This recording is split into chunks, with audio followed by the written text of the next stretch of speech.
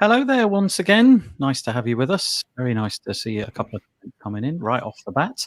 It's This Week in WordPress once more. I'm joined by three guests this week, as always, by Paul Lacey down there. If you're listening to this on the audio, you won't have a clue, but it's a bit like Celebrity Squares back in the 80s on British television.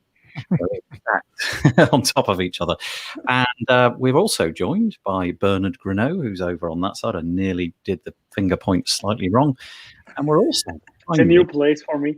Yeah, yeah, that's right. We can move you around on the new StreamYard platform. I'm really getting it wrong. And over there, to the bottom right, we have Michelle Frechette. Very quick little elevator pitch from each of you, if you want to just introduce yourselves very quickly. So first, should we start with Paul? Sure, yeah. So Paul Lacey here. I'm an independent WordPress consultant. That was very pithy. Thank you, Paul. Mm-hmm. And Bernhard? Don't have a website yet. No. I bet you can build working on websites too here, and always educating about pods and possible use cases and stuff around it. We'll try and sneak some of that pod's goodness in. Oh, and selling hot chocolate. I mean, and of course, Bernhard has a completely alternative life in the hot chocolate industry, which is just lovely. And because who doesn't like hot chocolate? Raise your hand. No hands go up. And Michelle, tell us about yourself. Yes, good morning here in Rochester, New York. It's snowing, and I am the head of customer success for GiveWP and a pretty strong advocate for the WordPress community. Thank you so much, all of you.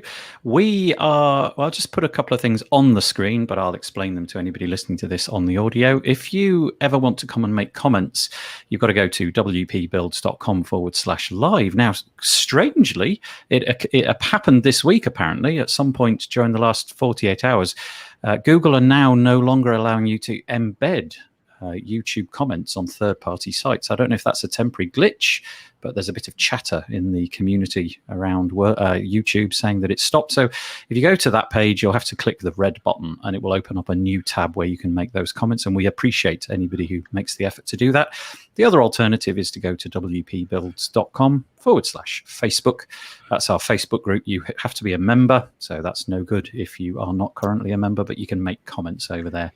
On the post, just search for This Week in WordPress. Speaking of This Week in WordPress, it comes from WP Builds. I'll just very quickly tell you a little bit about that. WP Builds, we started back in 2016. It was me and David Wormsley. It seems to have grown a little bit since then, which is really nice. But we are a kind of like a WordPress network. We talk about WordPress more or less exclusively. wpbuilds.com. If you want to keep in touch with what we do, there is a button here, subscribe. This page has all sorts of email lists that you can subscribe to, but also links to podcast players if you wanted to get things automatically put into your podcast player. And of course, our Facebook group, 2,800 very polite and friendly WordPressers over at that place. Finally, a couple of things about the newsletter. If you actually go to this link, it's difficult for me to show you, but it's this one. It's the This Week in WordPress newsletter. We've kind of farmed that out to a third-party service called Curated. But if you want to just subscribe over there just to the newsletter, you can do that. And this is where we post those newsletters, including the content that you're about to watch. What else have we got? We've got a deals page. Last one, wpbuilds.com/deals. If you've got a product or service that you're out after this week, you never know. It might be on here. If you click the big yellow button, you can search and filter and so on. And so anyway, that's who we are, wpbuilds.com. But enough of that. Today, we're here not to talk about WP Builds. We're here to talk about WordPressy stuff. And we've got, well, potentially 10 things to go. I feel 10 is probably too many. Paul, I'm really sorry. I've had you entirely covered up this entire time. That's very rude of me, but I'm going to do one more, covering the WordPress news for the week commencing the 25th of January. And covering Paul. Oh, I'm so sorry. Sorry, Paul. I was elsewhere. My concentration was diverted in another sphere. So, yeah, sorry about that. You're forgiven. Thank you. Thank you. So Paul's going to lead on half of these because he's the co-host of this show, and I'll lead for the first one and a bunch throughout. So this first piece, as we often do, we rely on WP Tavern for the news that we talk about. And this is an article by Sarah Gooding entitled WordPress Roadmap Update, full site editing targeted for 5.8 release in June 2021. So a little over, what is that, 5 months or so from now, we should have a release of the ability to do full site editing. You would kind of hope that that would be the end of this discussion and that would be it. But the article goes on to sort of discuss the problems with actually figuring out what all this means. You know, what does it mean to have full site editing? What does it mean to say that it will be ready at those dates? And essentially, if you read this article, you'll discover that it's a work in progress. There are a bunch of things which still need to be achieved. If you go over to track and have a look, it looks like some of them are getting ticked off, which is quite nice, but we're not sure. Some of them are fairly crucial still. And so, yeah, there's a bunch to go, but we are almost at the point where full site editing without a page builder, without anything apart from just WordPress vanilla core will be possible. It's a very exciting development, I think. Okie dokie. Well, the excitement is just amazing, though, isn't it? I mean, the reaction, yeah. No, it is. It is.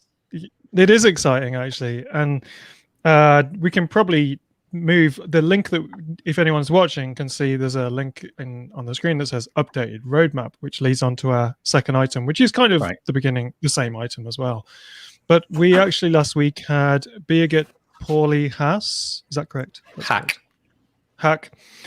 Birgit Pauli-Hack on as a guest, who 100% changed my mindset a bit. 100% changed my mindset a bit. If that's a thing. I like the way she did that. She was so like maybe 99% or something. Changed my mindset a lot. I don't know. She definitely changed my mindset on the whole full site editing and the whole Gutenberg project. I'm still always looking at this with a kind of eye of constructive criticism, and always looking at it from my own user persona point of view as a web designer, web developer type person looking for those tools. But she did give me a good insight, and everybody who was watching or listening, a good insight into how some of these things work behind the scenes. And as a result, like I say, I've got more of an open mind about this whole project now. But like I say, I'm still a little bit holding out some criticism where needed if I feel that I can make some comments. And the nice thing was she introduced me to some of the people in the actual team who are working on full site editing. And I've got an opportunity to test it out properly and follow the testing guidelines, which I'm going to hopefully do this week. So I'm talking to someone there. So I'll be able to have a really close look myself and see what's going on there. But the article that Nathan was reading out there leads on to a post on WordPress.org by Josepha. What is it? What is Josepha's full name? She's Josepha Hayden Chomposi. Okay. So Josepha's article here is called Big Picture Goals 2021, and this is the a kind of summary of the roadmap for 2021. I think she's edited this post possibly from the beginning, because I know that she got a lot of pushback in the comments because this is a controversial subject. Everybody's got an opinion about this.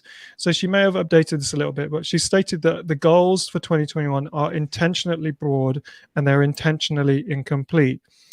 There's three main things that she's identified on the big picture. I'll start with the one that I don't really understand, called contributor tools. This is number 3. Contributor tools decrease the manual overhead of maintenance work for teams through better tooling. I actually have no idea what that means, but I assume it's like some kind of internal goal to make the workflow better within the internal teams working on the Gutenberg project and WordPress in general. The second one is something we've mentioned before, which is Learn WP, which is a really nice initiative to help people self-learn the ins and outs of WordPress on all sorts of levels, whether it's third-party tools, plugins, or core WordPress. So that's one of their big priorities for 2021, and they want to commit to keep putting resources on there, videos, lesson plans, all that kind of stuff. But obviously the one that is probably the talking point is the full site editing plan. Now, the timeline that Nathan may have already mentioned is that they want to have an MVP, a minimum viable product of full site editing within the Gutenberg plugin by April 2021. Yep. Oh, sorry. And And also, so a minimum viable product in the Gutenberg plugin by April 2021, and that the actual full site editing capabilities, to some extent, will be in the core of WordPress by version 5.8, which, as I understand it, I think is scheduled in for around mid-June, mid to end June. Yeah. Yep. So it seems that what's happening here is that they're obviously thinking ahead to when they will want to release a new version of a theme, for instance, 2022 theme or something like that. And the way I see it is that they're looking ahead a year and saying, wouldn't it be great to have full site editing to some extent in core in 6 months' time? Then we've got another 6 months perhaps to get a full site edited new theme to represent WordPress in a 2022 version of the theme. That's my guess on where these timelines have come from at a broad sense. She does say it's totally broad. I'm sure it's going to change, but that appears to be the plan. Gutenberg, full site editing April, full site editing in core WordPress to some extent by June this year. So that is soon. Yeah, really soon. Thank you, Michelle. Appreciate that. There was somebody, I think, grinding some coffee beans or something in your office. Yeah, she's nodding. Thank you for muting. That's helpful. I think not controversy, but the problem that got highlighted in the comments on this article was that people wanted more clarity on what the MVP aspect of this is. You know, they're aiming for an MVP, but there seemed to be some misunderstanding of exactly what the MVP was talking about, and so I guess only time will tell. But she's hoping for that by April 2021, and then hopefully in the core version in WordPress 5.8. But keep your eyes peeled. I know that there was a pregnant pause when I said this is exciting, but I am really genuinely excited by this. I do really like the idea that you'll be able to download WordPress and you'll be able to do the whole thing, and there'll be that enormous hurdle that you've got to overcome, either to use the customizer in the theme that you've got or to figure out some CSS way of doing it. Suddenly you'll be able to point, click, drag some things around, use a color picker, and get something that you like probably within a couple of hours right off the bat. And, you know, as we all know from page builders, it doesn't take too long until you're familiar with the UI and can manage those things trivially. And this is very exciting for me. And good luck to the team for getting it going. So I will, if I can jump in here real quick, say that I stopped teaching local WordPress classes when Gutenberg came on, because every 5 minutes it seems like there's updates and new things to learn. Well, it's because of that, right? So thank goodness they have the Learn WP Learn WordPress at the same time, because like at this point it's growing rapidly. It's not my primary job to teach it, of course, you know, and so like having that as a side business is no longer a viable option for me. Yeah, because it's growing so quickly. But providing the tools for other people to learn, I think, is fantastic. Yeah, you've got to feel that if you were in the business of having one of those companies, like let's say WP 101 or Video User Manuals or something, you would feel like there's no point in producing those videos at the moment, because you know that the UI is going to become significantly different within a month or 2 months. So I get what you mean, and hopefully WordPress themselves will make this Learn WP initiative work. I regret to say that I don't know who has just posted this comment. They are a Facebook user. If you want to click on the StreamYard link, I know it may be Chris Hughes, because he often that's Raunak. Oh, is it? Oh, hi Raunak. He's making the point that he learned his lesson with Gutenberg launch. No, yes, actually, that's not Raunak. That is Dave Bloom of Beaver Builder Group fame. Thank you, Dave. I'm guessing what he's meaning is he's going to have a cautious approach to anything to do with Gutenberg. You know, you've learned your lesson. Okay. I'm exactly the same on that. I personally, I think I'm now more excited about it, having talked with Birgit and understand the pace, and that it says even in the Big Picture Goals article, right at the top, it says that there's so many faraway North Stars in this 10-year potential project that this really is a potential slow burn. So I am excited, and I'm wondering if 3 or 4 years we'll all be using this stuff and really happy with it and saying, I probably should have trusted in them. But Bernhard will probably be giggling inside as I'm saying that. But Wild West. I'm excited, but I'm not jumping in any commercial way just yet. That's for sure. I'm sticking with what I'm using, Beaver Builder and GeneratePress, and sticking with those things for the foreseeable, for sure. I don't need to create a new complication in my life at the moment. Let's see where it goes from my perspective. So it sounds like that's exactly the point. Let's see where it goes. I mean, we all know why it's there. Let's see how that works out. And I think it hugely depends on the kind of sites you're building, how important it is for you, because you could have done any page in PHP, and we use a page builder instead of it. So it's a different use case just for me. And I think especially for the mom and pops and people who are getting into it, it might make things far easier because they don't need to get to know how WordPress works behind the scenes, which is kind of good and a bad thing. Yeah. What was really interesting about having Birgit on last week was that she really did sort of drag us in, didn't she, Paul? She took us in and sort of gave us and we chatted after the episode had finished recording, and she gave us an awful lot of help trying to figure out where all this lies. And I think one of the things that I drew out of that was just the messaging is so hard. The WordPress community, you've actually got to go and find the information about the updates and what's happening and be interested, so that you're anticipating what the forthcoming things are, so that the new menu item or the new bit that they put in the block editor isn't a surprise. But that's hard. It's really, you've got to go and look at the articles like Josefa's put out. You've got to go and discover that all for yourself, and that's a difficult proposition. I guess I don't know what the authority WordPress have to go out mailing or putting things in the UI. Not a lot. They tend to steer clear of all of that. Chris Hughes in the comments makes a lovely point. He says, it's a great recurring revenue for teaching, though. Learn something different every time. That's a very good point. You could have like a weekly update for the new things you can learn in WordPress. You could even call it, I don't know, This Week in WordPress or something. Yeah. What a good idea. Yeah. Who should do that? Or Gutenberg Times. There's a whole podcast that Birgit's involved in, and that is just the narrow focus of what they do. It's just the Gutenberg stuff, and it keeps them busy, and they put out a big fat newsletter each week. So, there's a lot to say. I'm going to start a new podcast called Obsolete in WordPress, Things You Don't Need to Know Anymore. Yeah. You're going to be busy. You're going to be so busy. Although, do you know what? Nobody will listen. No. Well, I guess that's good. If nobody's listening, you've achieved the correct audience.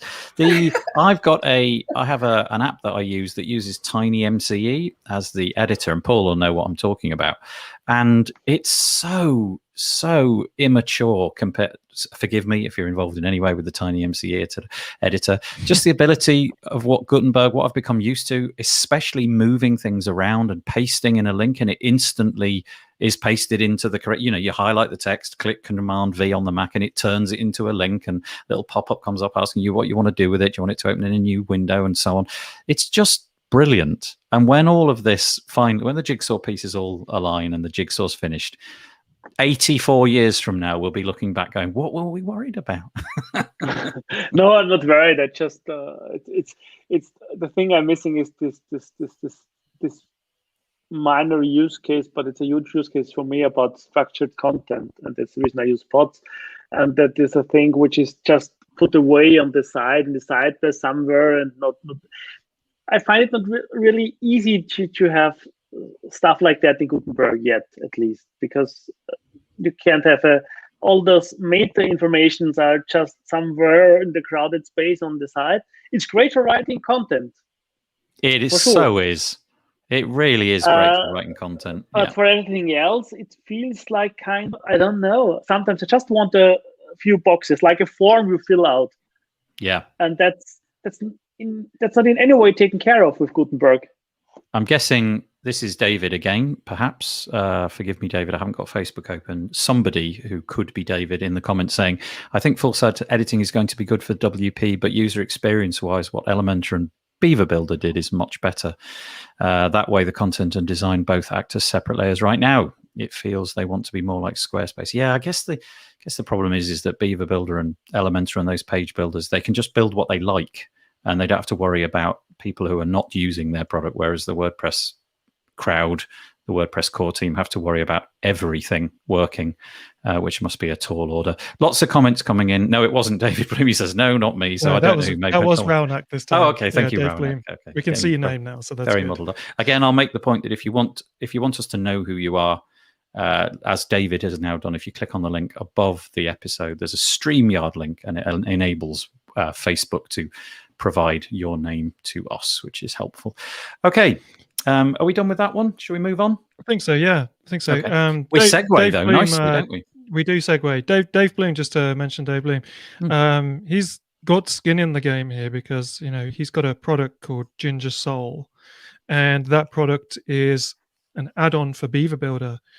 So I'm sure that Dave is, interested to see where this is going. But my opinion, anyway, is that there's so many WordPress users. WordPress is so huge that you can say, what do you use? And someone will say Squarespace, or they'll say Wix, or they'll say Elementor, or they'll say Beaver Builder, or they'll say WordPress, or they'll say the block editor. WordPress itself has about 20 different sub-product ways of doing things within itself, whether it's Elementor or Beaver Builder or something like that. I think in the coming years, when I look at the things that they're retiring from core WordPress, widgets and the customizer eventually and those kind of things, I think that most of the things that we're using that aren't the core editor will still work because none of them rely on some of those old things. So I honestly think that if we're a person that likes Beaver Builder, or we're a person that likes Elementor, we can probably carry on and not worry about it too much and see where those products go, at least for the next couple of years. That's my thoughts anyway. But yeah, we do segue on. Can I just interrupt the segue? Yeah. I'm going to, because I want to work for GiveWP. Because if you work for GiveWP, somebody comes up behind you and gives you coffee. And it was fresh ground too. I mean, I really can't complain. Just stop. That was so nice. It was so nice. He just sort of snuck in. And wait. It was lovely. He appreciates me so much. He actually microwaves the cream so that it doesn't make my coffee cold. So I work with really, really good people. So yeah, that's nice. Yeah, I'm sorry. So I've completely interrupted the segue, Paul, but I'll return it to you in the hope that you can salvage something from it. Yeah, absolutely. So the segue was that we were talking about the block editor, but the next one is probably two articles, starting with Automatic launches something called the Blank Canvas WordPress theme, which is for WordPress.com, not WordPress.org. So WordPress.com is like the website as a service. It's kind of a little bit like Lead Pages or Wix or Squarespace. So you sign up to WordPress.com and you're in that environment. So this is interesting to me because this blank canvas, it has nothing in it really. It's just completely blank, apart from it ships with a bunch of block patterns. And the use case that you've got for it is kind of small funnels, single page sign-up pages, those kind of pages that you have linked off your Instagram profile that's got all your different links on. So it might be something that I see a lot of my clients using is tools like Lead Pages that they use for this, or even things like some of the email systems like ConvertKit has these kind of functionality as well, but they're actually quite difficult to use. And they cost a bit of money as well. So WordPress.com, you can buy an account with WordPress.com from £3 a month, right? So you can buy an account with £3 a month. You can install this theme if you are, let's say, a life coach or something like that, and you've got a little landing page that you want to do. And you can create a very quick landing page, a thank you page, hook it up to something like MailChimp or some other free option. And you've got yourself a little funnel system there for £3 or whatever it is in dollars, probably $3, $4 a month. You look at some of the alternatives to that, like Lead Pages, ClickFunnels, they cost a small fortune. Even if you look at something like Elementor's cloud system, that is going to cost a lot more because really you're paying for all sorts of hosting there. So they're not making a big deal about this launch, but what's lacking here really is just a really hardcore marketing campaign to aim at those people that do buy the single page websites, because £3 a month, $4 a month. Why do you think they're not making a big deal out of it? I think that they're not quite ready, in my opinion. I think that they're creating all this, they're creating all this infrastructure at Automatic. They've got the block editor, we're getting built for them on the .org project. I think the only cost Automatic have is that they do employ a lot of people who work full time on that project, so they dedicate a lot of hours there. I think they're putting all the pieces together slowly, testing the waters. I mean, Matt Mullenweg is the CEO, obviously, of Automatic, and it was Matt Medeiros the other day who mentioned to us that if you check out Matt Mullenweg's his Twitter profile, let's just see if we can find it here. His little snippet of text below his name is, "I can think, I can wait, I can fast." And I think by fast he means like the eating type, but on a more psychological level. So I don't think they're in a rush. They've got tons of money. There's no need to rush this stuff out. They've got tons of investment. They've got all the time in the world to figure it out and get themselves in the right position. And then at some point, I think Automatic are going to absolutely go for it in the next couple of years. And we're just going to see a real push against some of these commercial products like ClickFunnels and lead pages and Wix and all these things. The reason I ask is because you've got to think that another commercial company, if they produced a thing like this, they would just, they'd spree out an email and make a big deal out of it and do a big marketing launch for something, a revolutionary little side product, if you like. I just wonder if they were feeling the heat from the last couple of weeks where the website building service that they were offering for basically $5,000. I wonder if the pushback from that has made them rein in the marketing. That is pure speculation. I've no idea. Perhaps. Okay. The other article, if anyone has anyone got anything they want to mention on that at all? Nope. So in a kind of contrasting related way, Elementor 3.1 is launching. Let me just check. Is that a beta or is that a full launch? Is that a beta launch? I can't remember with this one. Not sure. Okay. So anyway, there's a new version of Elementor coming out. It's trying to address some issues around accessibility and performance. Not to a great extent. You read through the article, which is on the elementor.com blog. It's version 3.1. So they're addressing a couple of small things, low-hanging fruit around asset loading, accessibility, and DOM improvements, as they say. But the interesting thing to me, again, is the landing page builder that they're improving here. So they've now put a whole section within Elementor called landing pages.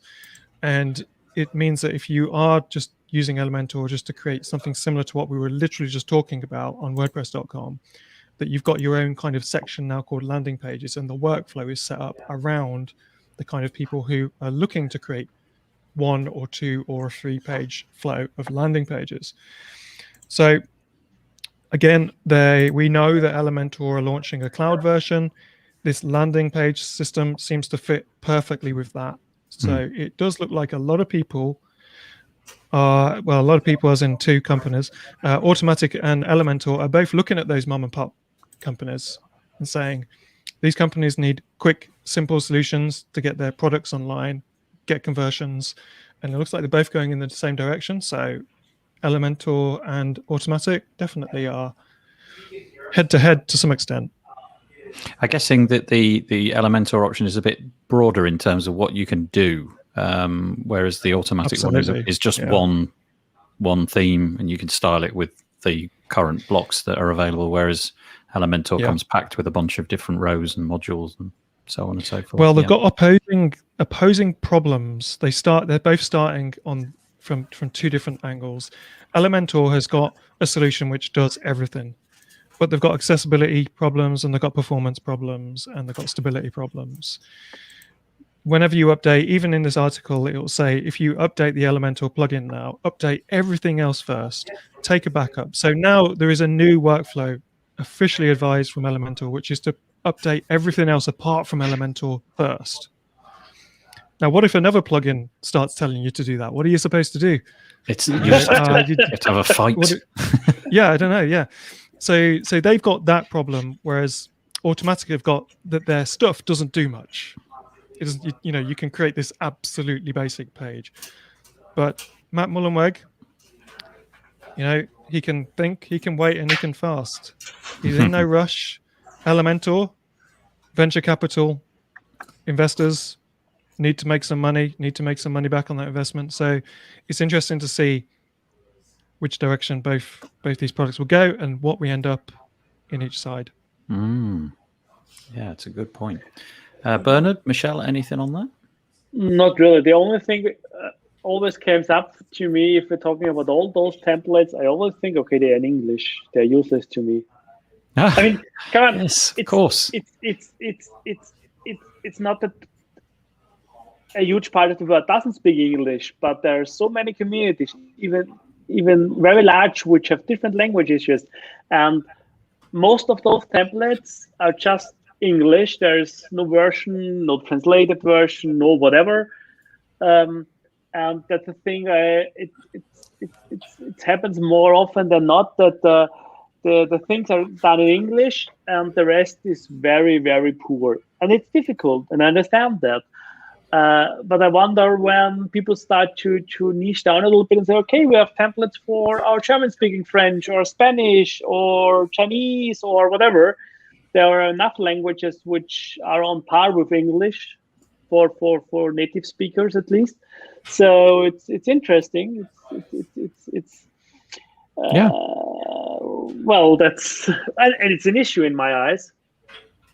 Yeah, you've got to imagine that the WordPress side of things will have to take that more seriously because of the constraints of what they've sort of signed up for. Accessibility is a fundamental part. There's a team dedicated just to that.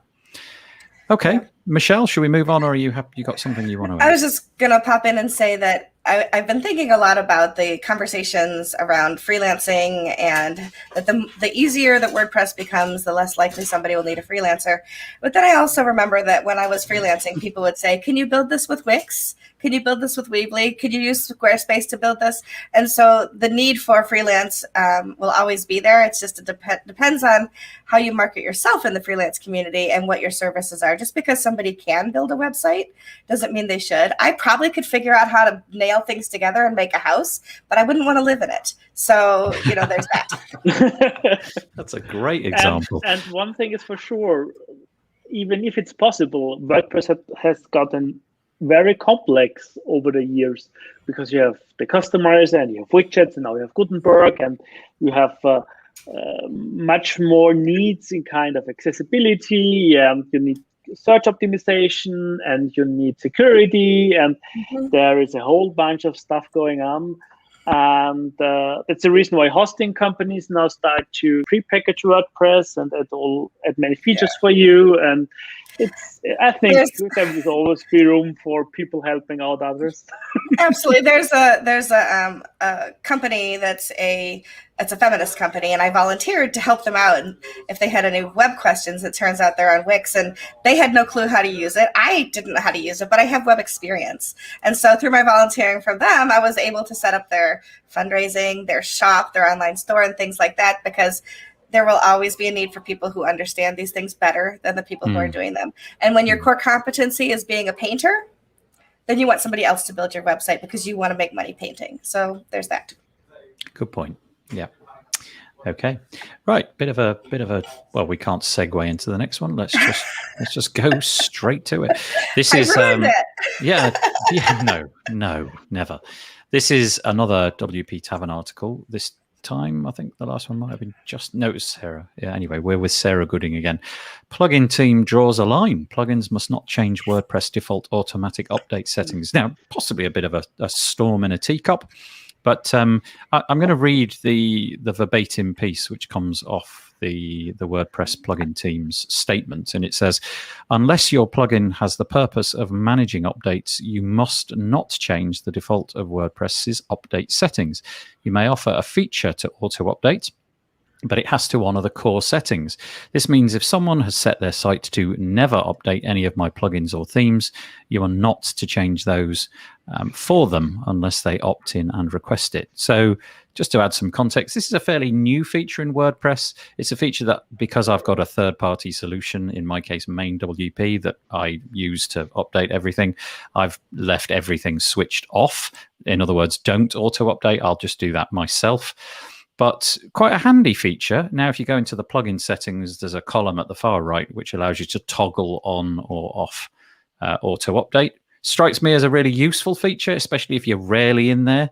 You don't open the admin much, but you'd like to make sure that it's as safe as possible.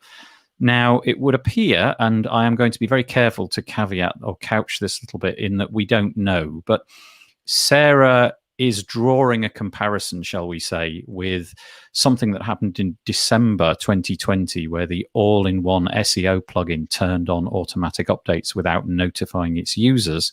And so there has been, in the past, an example of at least one company or plugin manufacturer flipping the switch in the opposite direction than the user set up. So in other words, you say, don't automatically update, and yet somehow the update to the plugin creates the possibility for them to update themselves. Now, I don't know how serious this is. To me, it's a bit of a storm in a teacup, but nevertheless, if you don't want things auto-updating, for which there might be genuine bona fide reasons, then the rules are now clear. If you're a plugin developer, leave well alone. You're straying into dangerous waters. And so just honor what the person has set up. If they want things auto-updating, they can go and figure that out for themselves.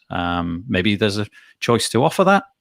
But anyway, there we go. This is the state of play right now. Seems like I say, a bit of a storm in a teacup, but probably something that needed straightening out so that the opposite didn't happen. Things were, turned off from automatic update as opposed to being turned on.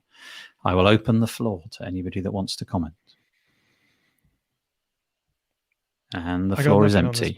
No, it's fair enough. It's not a big. It's big pretty case. straightforward. Yeah. It was worth mentioning though. Okay, in which case we'll go to company which we mention fairly frequently. I'm handing the baton over to Paul so that we can talk about Toolset. Yeah, so I think I'm interested to hear what Bernhard has to say about this one as well, as Bernhard, seeing as you're associated with pods and work with that. So Toolset blocks 1.4. I think Toolset is now Toolset blocks. Is that right, Nathan, as far as you know?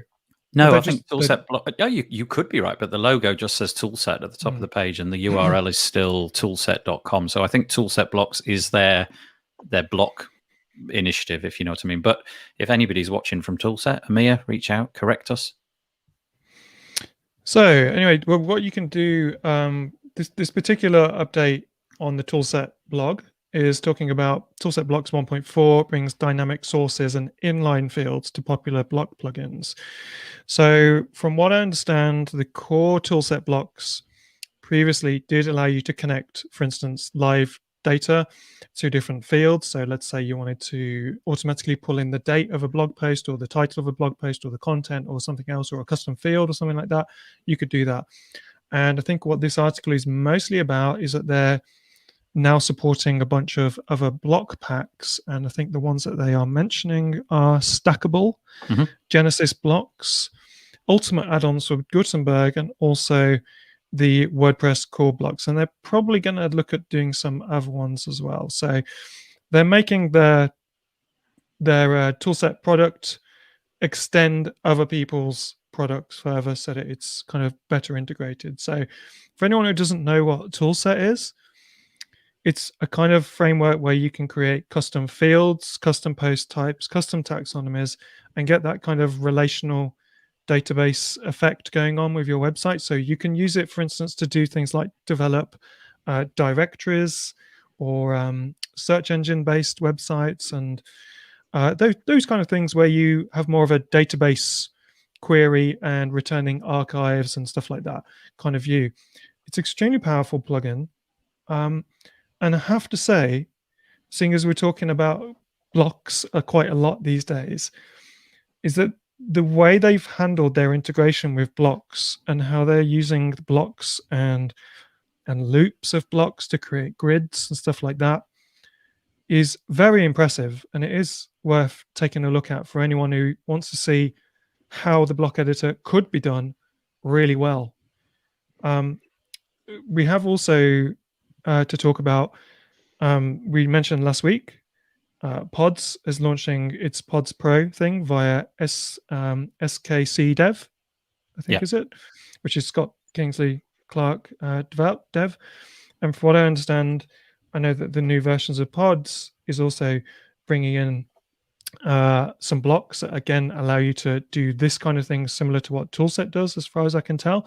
So I don't know, Bernhard, if you can confirm that or not. Is that right, that Pods is starting to become more of a visual tool in the next series of updates? I mean, it's not that easy.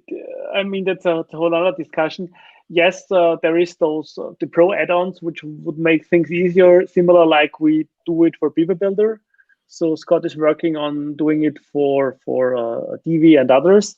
And it's always the same problem, which is Toolset trying to solve too, and I solved it for Beaver Builder, using those field connections or dynamic data, because Pods and Toolset and others are more about structured data.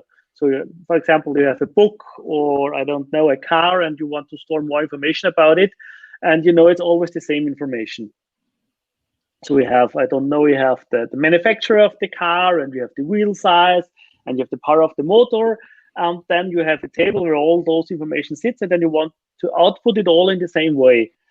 And Gutenberg currently doesn't really have a way to do it. I mean, there are dynamic blocks for dealing with kind of the post loop, but you have a single view of the single card, and you don't have those kind of connections. Beaver Builder calls them field connections. Toolset calls them now dynamic connections, or I think dynamic sources. I don't know how Elementor calls it, but it's always the same concept, to kind of link a template like a blueprint and to fill out like a form, and then to just print it out with those form informations to make it a little bit clearer for people who didn't work with that stuff. And that's kind of the idea behind it. We are working on integration with Gutenberg 2, but it's not in that state like Toolset, because first we have to lay the groundwork with 2.8, which is in a kind of alpha state, so you can go out, check it out on the Pods GitHub repository. There is the 2.8 release branch, and many stuff is already working, like the new interface for creating fields. Then we have now the groups for fields, so you can group your fields. This has been in Pods since many releases, but there was no user interface for it. Now you can have a user interface, just group your fields and say if you wanted the sidebar or below it, so stuff like that works already, and others. And it lays the groundwork for repeating fields in the future, like we have now relationships, which is Pods was the first tool to really have relationships. So like you can have, I don't know, you have the manufacturer of the car, and you have the car, and you can say, okay, these cars are from this manufacturer, and you can connect stuff. And it's like taxonomies and steroids, or I don't know, kinda.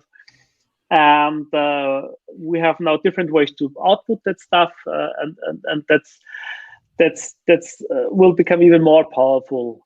For example, that's one of the things Scott is working with his Pro add-ons, to store relationship information with the pod itself and not in a separate database table, to make exporting and importing easier, or working on it, or doing advanced stuff.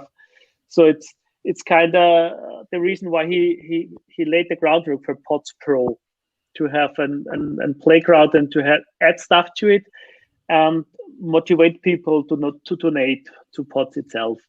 So if you're, because that was a question last week, I think, how this calculation works. Right. So basically, you can either pay Scott directly per year, and he uses the money to do the same stuff, or you can donate to Pods itself, and in the end, you get a benefit from him in the same amount, because you have to at least donate $60 per year. Then you get his plugins discounted by $60.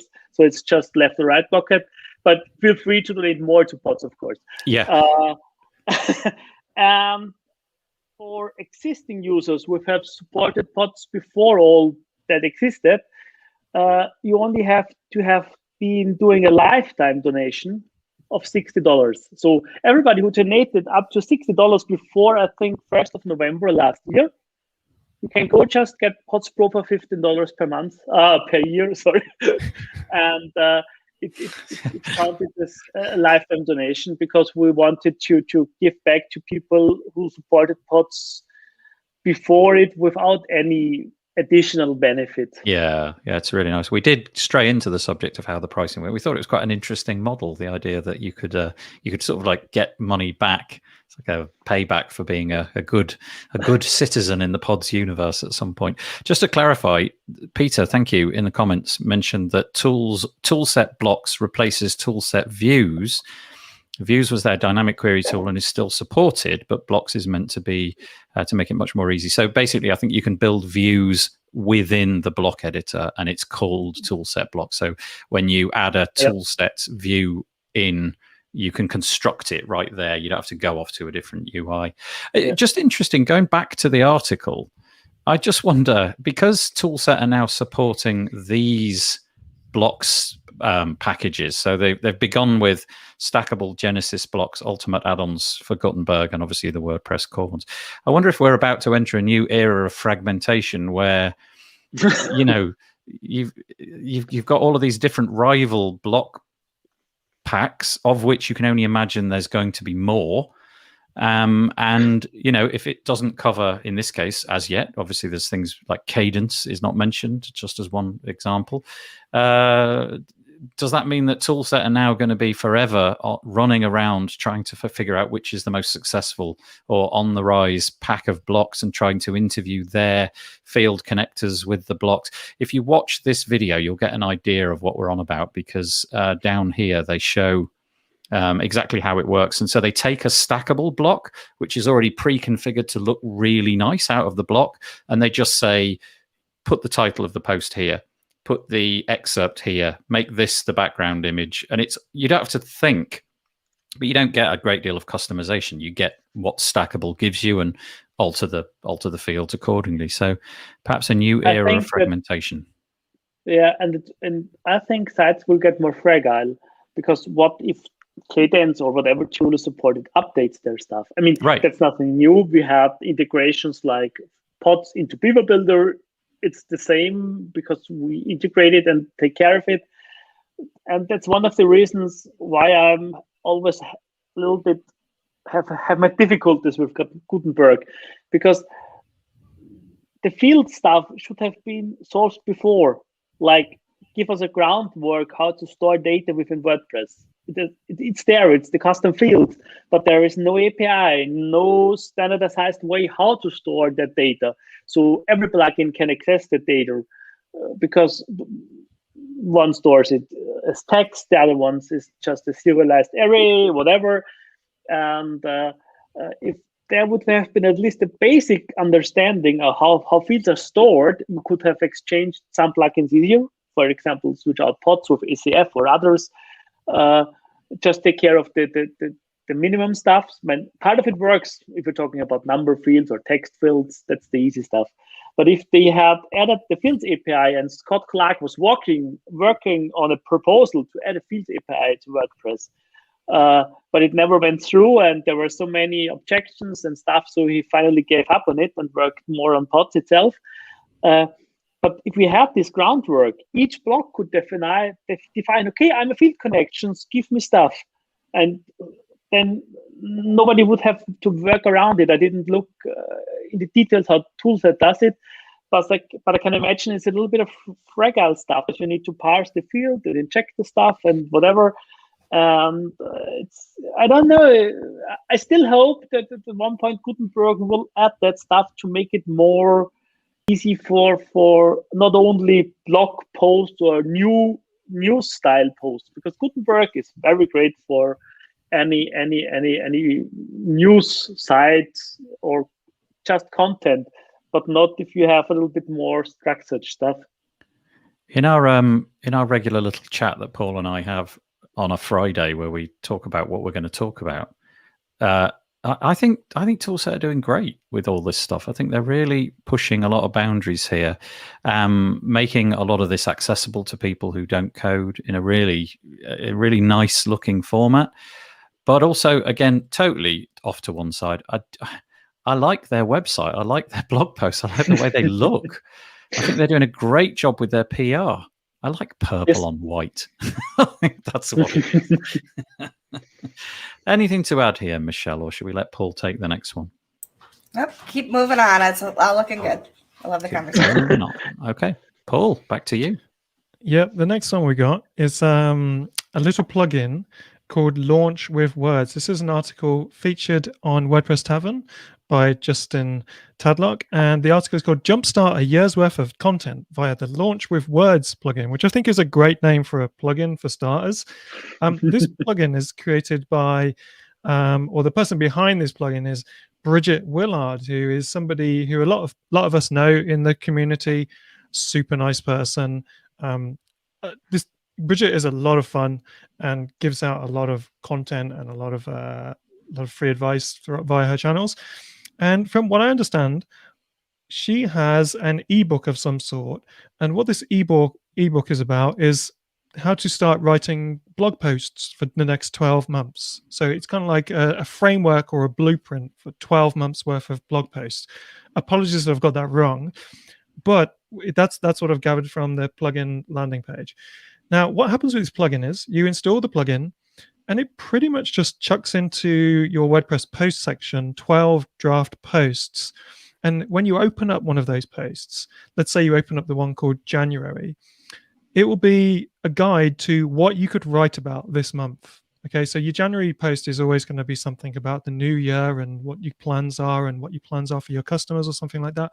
So you open up the blog post, you delete the notes as you work through the guide of how you write one blog post, and when you're done, you hit publish.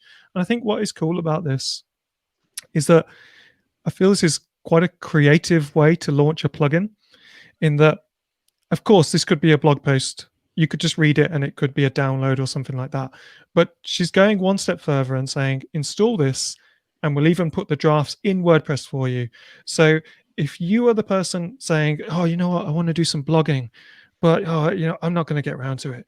If you install that plugin, you've then got to make a decision to delete the draft post that she more or less put on a plate for you. So you've got to have a really good excuse to, or every time you're like, well, there's March deleted. Oh my gosh, I suck. I'm not even, I didn't do January. I didn't do February. I didn't do March.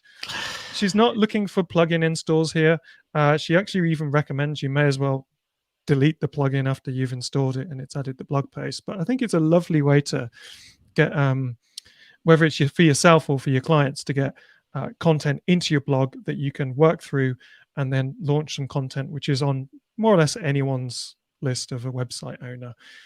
She does also say that she's possibly planning some add-ons for niche types of content. So maybe the tradesperson or something like that, or a mom and pops type business, something in different niches to help with those different blog posts. So I like it. And Beth Lars Livingston says she's going to evaluate Bridget's plugin. There you go. Just obliterated your head again, Paul. Sorry about that. There we go. That's better. Thanks. That's I should say, for people listening to the audio, the comments always cover up the face of the person at the bottom of the stack, and in this case, it's Paul. So sorry about that.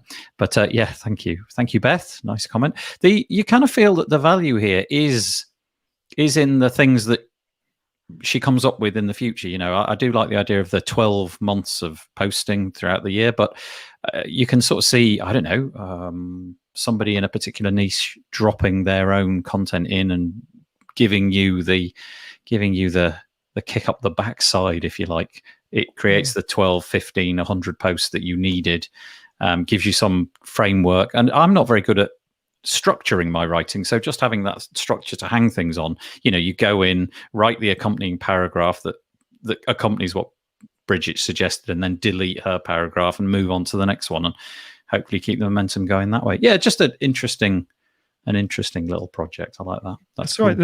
There is a, for anyone who hasn't written blog posts before, there is a way that if you follow it, it's not too difficult.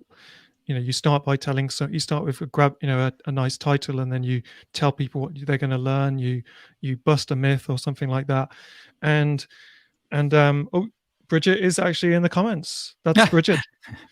Bridget's Hello, one of Bridget. those people that hasn't pressed the StreamYard button. If you go to the top of the comments, Bridget, top of the thread, click the StreamYard link, then we can see your name. But anyway, sorry. So this reminds me of Carl Van Duzen's plugin, Docket WP. Docket WP. That's exactly what I was thinking. Yeah, Andre Gagnon as well is also the co-creator of that plugin.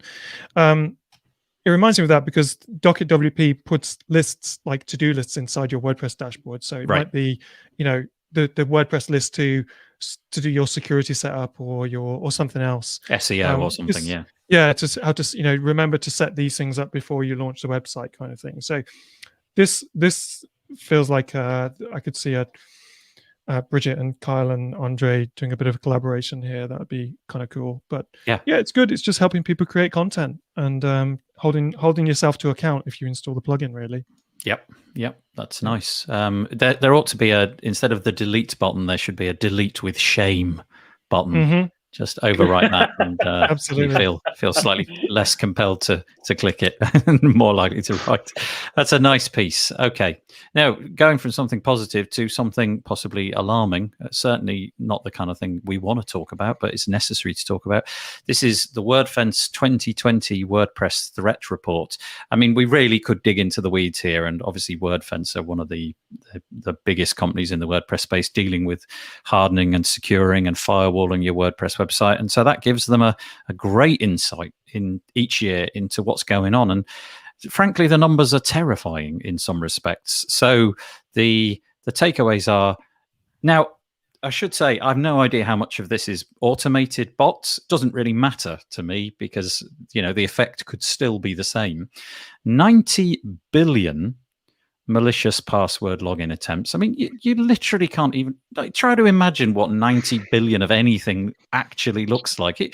How many a second does that equate to? I don't know how many seconds there are in a year, but I'm sure it's not 90 billion. So this is happening a lot. And then it goes on.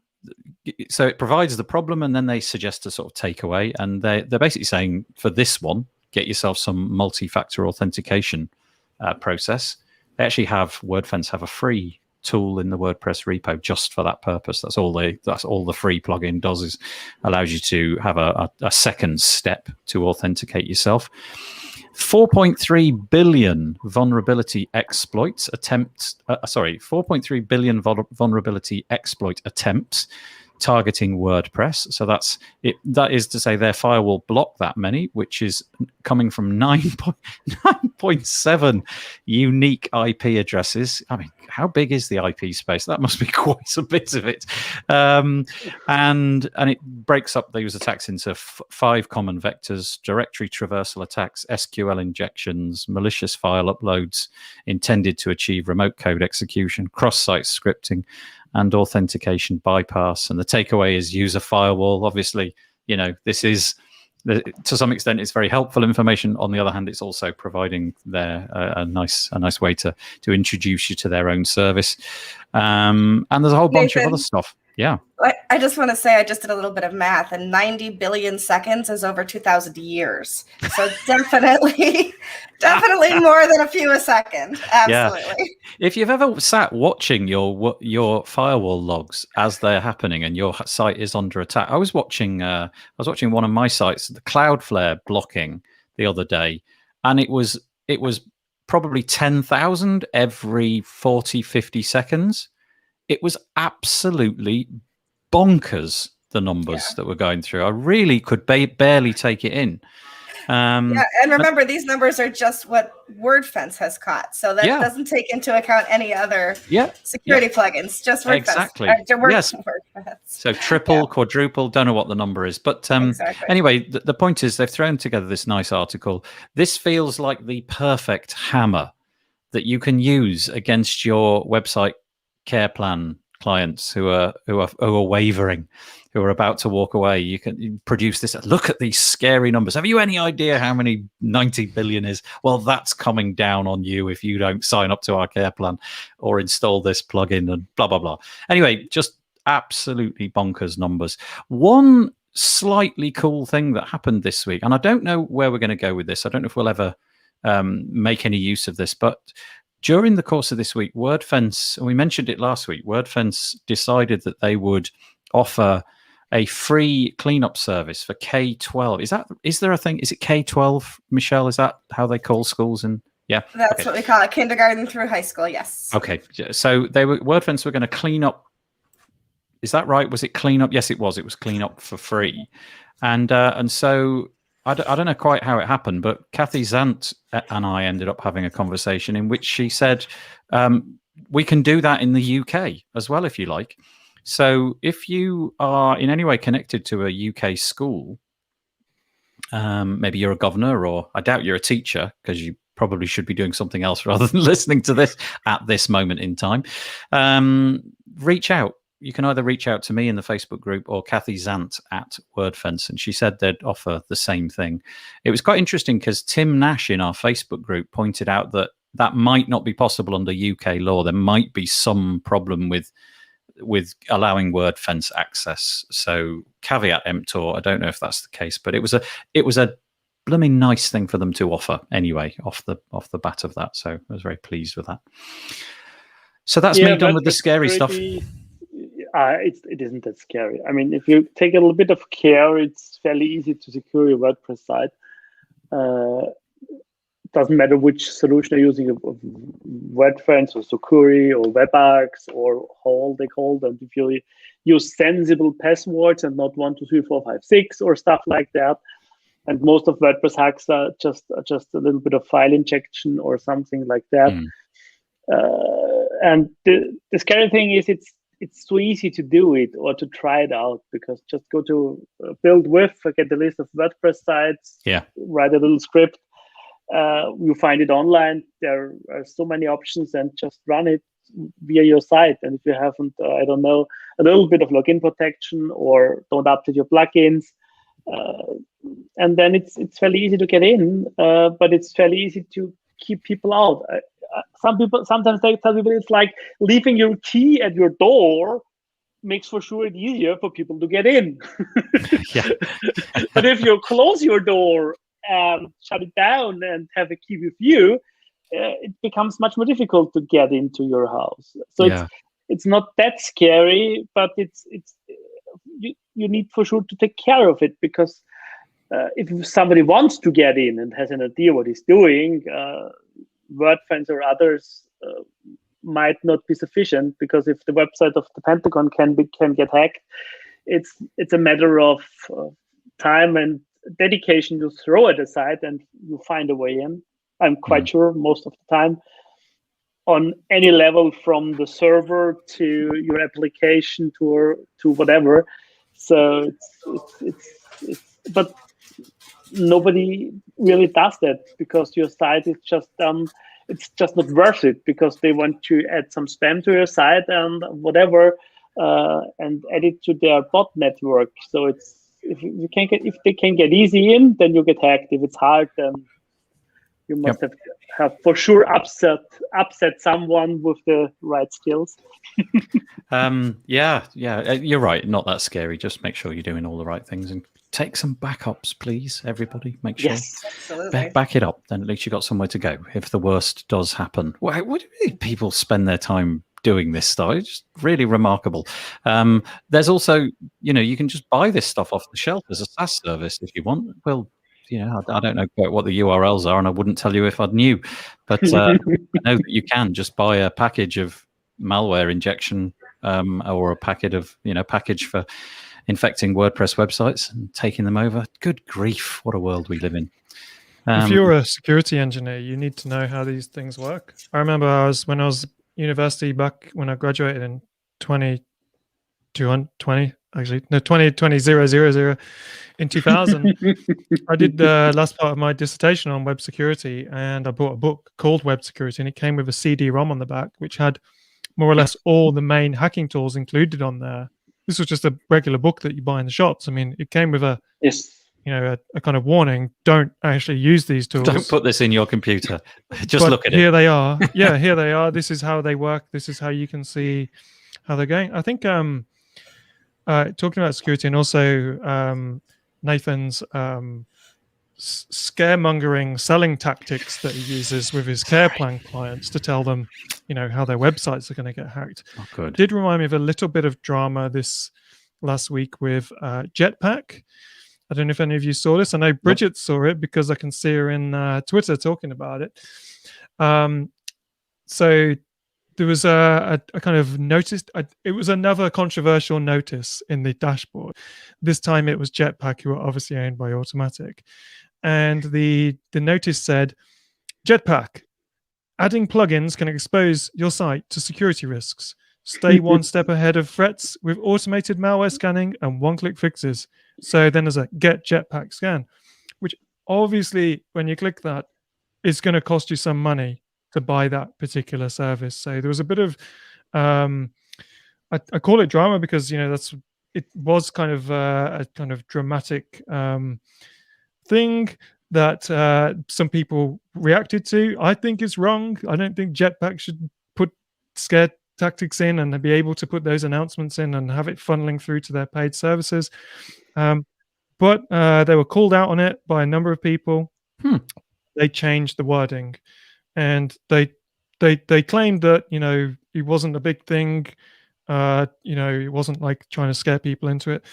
But yeah, it was another announcements in the dashboard drama. So I really hope this announcements in the dashboard drama gets sorted out at some point in the core. I'd like to see that on the 5.8 roadmap. Yeah, that's right. Yeah. Can we replace number 3 that I didn't understand with that one? And that was okay. Yeah. The tools for contributors. Forget it. We just want to get rid of the admin nags. What does that mean?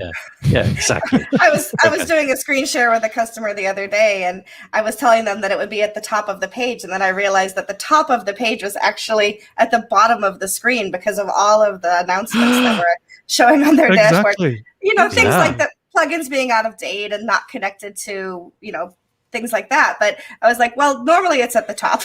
Once you clear all those notifications. We don't make it easy for ourselves. For sure. We got a couple more bits to go. I'm going to rush through this one because I want to get to the piece which Michelle has brought along for the ride. But first of all, I'm just going to mention this one. If you're using Facebook ads, I'm sure we mentioned this before. This is over on TechCrunch. If you're using Facebook ads, it may be that things are about to get a lot harder because we've definitely mentioned this before. Apple are about to switch on. Maybe they've done it already. I don't know the date. They're about to switch on the fact that in iOS, which I'm guessing is in huge, I'm imagining it's in the 20s or 30% of all internet traffic. If you want to track something in iOS, so Facebook is the obvious example because it does a lot of advertising based around tracking and following you around. From now, you will have to give consent for that.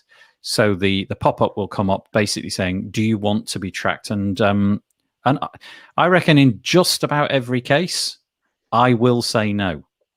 I can think of very few examples where my default is going to be, yes, please track me. And so, as you'd imagine, this is a real feather in the cap of Apple's security model. It positions them as a real difference, for example, between the carrier of an Android phone and the carrier of an Apple phone. But it puts them into conflict with a lot of people. In this case, we're looking at a picture of Tim Cook shouting and Mark Zuckerberg listening. And so Facebook are going to be really upset about this. They're pivoting it and trying to sort of make out that the ad platform is used by millions of businesses to make their business successful. So rather than saying it's going to hurt Facebook's bottom line, they're using the angle, well, it's going to hurt small business, which is intriguing. Yes, that's probably true. But I'm not entirely sure that Facebook is all about small business. I don't know. I should probably shut up now because their lawyers will get me. Can I say about this photo though is that Tim Cook looks like he's yelling "Get off my lawn," and And Zuckerberg is yelling back, "It's everybody's lawn." Yeah. Yeah. I really don't know what to make of this, because I see this as a positive, but I have that predilection. I don't have my business invested in Facebook ads. If I were to have my business invested in Facebook ads, this would be really a big deal for me. And I don't know if any of you guys do. I don't know if GiveWP, for example, use Facebook ads to, surface ads on the Facebook platform. And if so, have you looked into how you're going to manage when all of this kind of dries up a bit? I mean, we do use Facebook ads. I'm not on the marketing team, so I'm not sure about all of that, but I'll make sure that they see this article. Yeah. Okay. Well, okay. I don't have an iOS phone anyway, so it's all moot. Well, I've just ordered an iOS phone. It's coming tomorrow because my contract was up for renewal, and they promised I could get a nice new phone. So I went. Are you able to track the package as it arrives? You'll have to tick the box to track. It was a joke. It was a badly timed, poorly thought. The answer is yes. Yeah. That was a funny joke, wasn't it, everybody? Thank you very much. Thank you. Just throw him a bone. I think it's a good thing. I think I used to really, hate all these cookie pop-ups because they caused the business owners lots of problems that they didn't really understand. The more time that goes on, maybe I'm just getting old, I start to feel more passionate about data being protected. But I like the idea that the device manufacturer is taking the lead on this and going, I don't care what the complications in the laws are here. We're going to make our users know what's going on. And I think the answer to this is, if this gets annoying for users, then as an iPhone, as someone using an iPhone, for instance, I think the annoyance will not be directed at the iPhone. It will be directed at the people collecting your data. Right. And I think that that's the right place that the frustration should be directed at. Whereas I think what happens in opposite to that is that when you're not aware that your data is getting collected and it pops up in some other place, then you're disconnected from who it was that followed you and told someone else that you were interested in buying a lawnmower. Yeah, so I think this is good, and I'd like to see more of this. And quite honestly, this affected my decision to get an iPhone because, like we said earlier, me and Nathan talk every Friday about the articles that we're going to cover, and we did have a chat about privacy and stuff like that on Friday. And then my phone popped up and said, hey, you can get a new phone. Do you want to stick with Android or iOS? And I thought, you know what? I am stuck with Google. I'm really in deep with Google, but at least I can stop one vector of attack from my private data. So, I mean, plus to get a nice new phone. It was nothing to do with that. Yeah, I was going to say, come on, suck it up. It's got nothing to do with security. You just want an iPhone. Yeah. It's always a difficult decision because tracking isn't bad per se. It's what happens with the data. It's like gunpowder can be used for good stuff, like blowing away blocking a road or whatever, and it can be used to shoot people. I do know what you mean, but I kind of think that in any scenario apart from the digital space, if somebody was following you around, you would be totally freaked out. There would be nothing acceptable about that. If there was a person that you didn't know who was, every time you turned your back, they were like 20 feet away, just staring at you, watching and making little notes. Fine, turned a corner, went left, went right, paused for 5 seconds. It's what I think has happened is we've just allowed this to happen because there's been no oversight, because nobody saw this stuff coming. And now we're at the point where people are going, look what we've allowed to happen. We need to redress this. And so it's now a big deal. If we'd have had the insight to think this is a potential problem, we should block this at the beginning, we wouldn't be freaking out. Most people would have just switched it off. People didn't realize it's an issue because I had often the discussion, I don't care, I have nothing to hide, everybody can know it. People willingly share stuff on Facebook. I think, oh my God, I'm away. I can rub you, or I don't know, I have done this shit or that shit. And on the other hand, they are complaining about Facebook collecting data. So it's a very, very weird world currently sometimes, because the data can be used for good things, like to find trends, to find problems, to find issues, because sometimes you need a large data set. But on the other hand, if you can nail it down to one people individually, we've got big issues. And that's not about to know where you live, but it's about what might your political opinions, or if in a few years sometimes you don't get a job because you have been naughty as a young guy or whatever, or because with a percentage of 60% you might get cancer because you have a lifestyle, and then a company doesn't offer you a job. So it's a very, very difficult situation we are in, and I have no idea how all those will play out in the long run, because the data is already collected and stored somewhere, because the net, nobody forgets in the internet. Yeah, well, if you're like me and have an Android phone, you're doomed. And if you're Paul Lacey and you're getting yourself a nice new iPhone, you're fine. You'll live in some utopia. Yeah, but you have still a Mac, or you have a PC, or you have a tablet. I have a Mac. And you have, I don't know, health insurance, and they collect data. It doesn't stop with Facebook. Well, I'm going to, when this podcast is finished, I'm going to go and line a box with some lead. And I'm just going to go and sit in it. I'm going to make, what's it called, a Faraday cage. I'm just going to create a Faraday cage and sit in it and get food passed through a letterbox. That's my ambition for 2021. Can't wait for next week's show. It's going to be brilliant. It's like Skinner meets Faraday. It's got the Skinnerian box, but it's lead lined. Honestly, 2021 was the year of the Faraday cage. This is the year we all stayed inside and did nothing. Right, we're going to go to more positive things.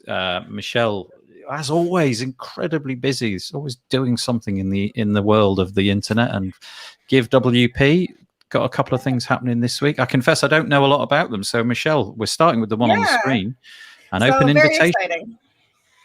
Yeah. So we have we're using a system called, or an online event called Gather.